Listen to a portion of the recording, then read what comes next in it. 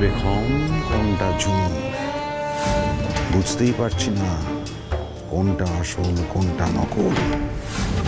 একমাত্র আবির জানে সত্যিটা কি। ঝুমুর বেগম নাকি বেগম ঝুমুর, নাকি দুজনই এক? একমাত্র আবির জানে, আর রানা রায় চৌধুরী জানে চোখ কান খোলা রাখতে হবে।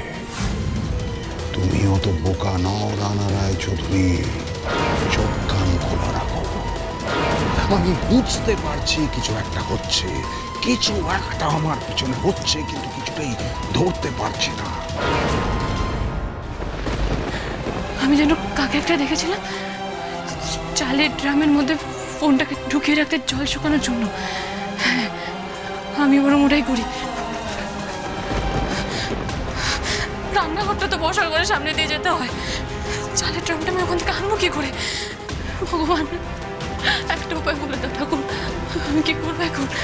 কি করবো, কি করবো?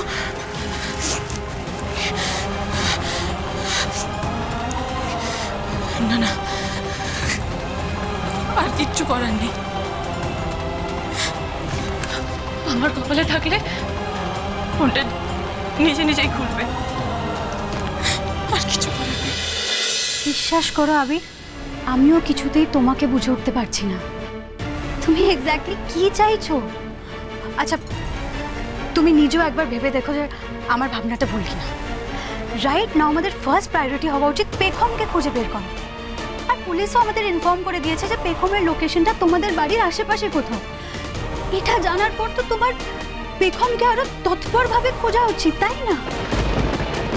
আবির, তোমাকে দেখে বোঝাই যাচ্ছে না যে পেখমের লাইফ নিয়ে তোমার কোনো হেলডোল আছে না নেই, বরং তুমি অনেক বেশি কনসার্ন ঝুমুরকে নিয়ে। আমি নোটিস করেছি। আবির প্লিজ প্লিজ আমাকে সবটা ক্লিয়ারলি বলো। আমি কিন্তু সবটা ক্লিয়ারলি জানতে চাই। Please please tell me.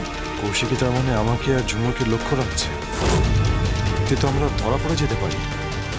ওকে যেভাবেই হোক বোঝাতে হবে ওর ভাবনা ভুল। আবির এমন ভাব করছে যেন ঝুমুরকে চোখে হারাচ্ছে, তাকে শাড়ি কিনে দিচ্ছে, সাজগোজের জিনিসপত্র কিনে দিচ্ছে, যখনই চান্স পাচ্ছে ওর আশেপাশে ঘুরঘুর ঘুরঘুর করছে। এসব দেখে আমারই সন্দেহ বাড়ছে, কিছু একটা তো আছে এর পিছনে, কিছু একটা রহস্য আছে। আচ্ছা, একটা পরীক্ষা করলে কেমন হয়? একটা সিম্পল পরীক্ষা, আর এই পরীক্ষাটা করলেই একেবারে জানতে পারা যাবে যে বেগম নাকি ঝুমুর, ঝুমুর নাকি বেগম। আর পরীক্ষাটা খুব শিগগিরই করা দরকার, দেরি করলে চলবে না। তা না হলে আবির বাজিমাত করে ফেলবে। বন্ধুয়া সোম থেকে রবি প্রতিদিন সন্ধ্যে 7:30টায় স্টার জলসায় ও ডিজনি প্লাস হটস্টারে।